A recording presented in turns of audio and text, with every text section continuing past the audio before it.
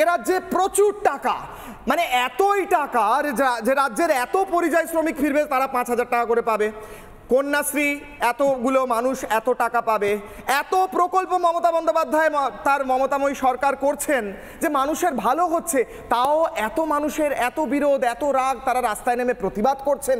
আসলে তারা কি বুঝতে পারছেন না মমতা বন্দ্যোপাধ্যায় কতটা ভালো কাজ করছেন? বলুন ঝন্টুবাবু।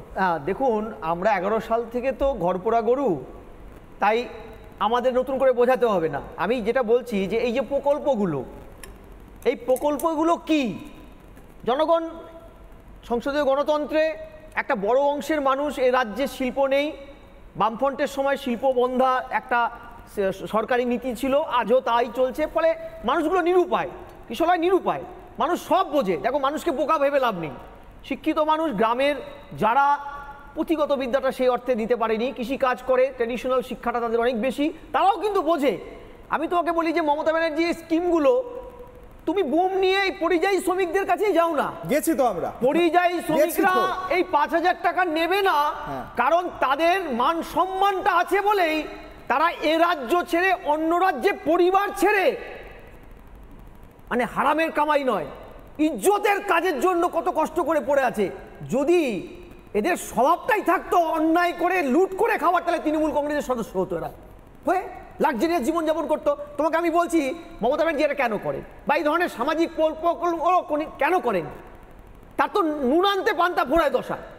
কারণ এই সব প্রকল্পের আড়ালে পিছন দরজা দিয়ে জনগণের ট্যাক্সের টাকায় প্রকল্পের নাম করে তার দলের ক্যাডারদের, ভুয়ো লোকদের টাকা দেওয়া এবং তার দলের ফান্ডটা সমৃদ্ধ হয়। কারণ আমি বলি, তোমার বোধ হয় খেয়াল আছে ক্যাগ রিপোর্ট, 2017 ক্যাগ রিপোর্টে যখন কন্যাশ্রীর বা এই ধরনের যে প্রকল্পগুলো, মুখ্যমন্ত্রী বলে 70টা প্রকল্প, এই ধরনের বেশ কিছু প্রকল্পের ক্যাগের অডিট করার কথা ছিল, তখন এই সরকার এই কোর্টে হলফনামা দিয়ে বলে প্রাইভেসিটা ডিস্টার্ব হবে, তাই করা যাবে না। বোঝো, এবার প্রশ্নটা হচ্ছে, এই রাজ্যে একটা সরকার 11 সালে ক্ষমতায় আসার পরে সাকসেসিভলি 11 এবং 23 দুবার বিশ্বজিৎ মুখোপাধ্যায় নামে একজন মামলাকারী হাইকোর্টে মামলা করে, জনস্বার্থ আরটিআই কোর্ট এবং জনস্বার্থ মামলা করে।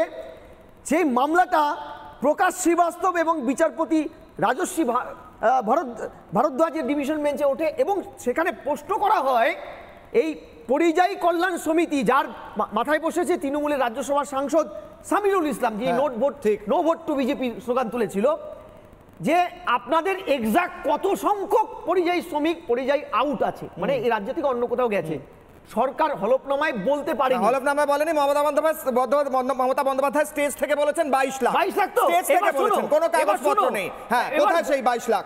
এবং লকডাউনের সময় তোমরা জানো স্নেহের পরশ নামক একটা পোর্টাল চালু হয়, সেই সময় সরকারের বিভিন্ন সোর্স বলেছিল 41 লাখ, 42 লাখ, আবার কখনো বলেছিল 6 লাখ।